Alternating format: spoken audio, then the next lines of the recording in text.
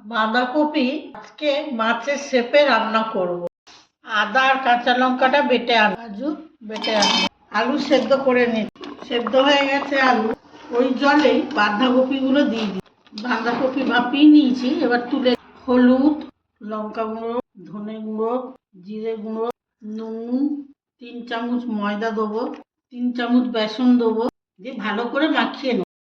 তেল মালিশ করে নেবো, এরকম এইভাবে নেবো, মাছের শেপ করে নেবো, এরকম করে দিয়েতে রাখবো।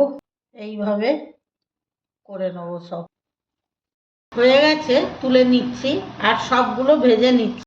কাঁচা লঙ্কা, আদা, টমেটোর সঙ্গে ধনে দিচ্ছি, জিরে, লঙ্কা গুঁড়ো, হলুদ, জিরে ফোড়ন দিলাম, আর যে মশলাটা করেছিলাম ওটা দিয়ে দিচ্ছি, দিয়ে ভালো করে কষে নেবো।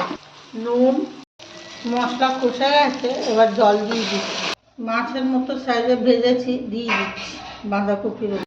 নিরামিষ তরকারি, একটু মিষ্টি দিচ্ছি। গ্যাস বন্ধ করে দিলাম।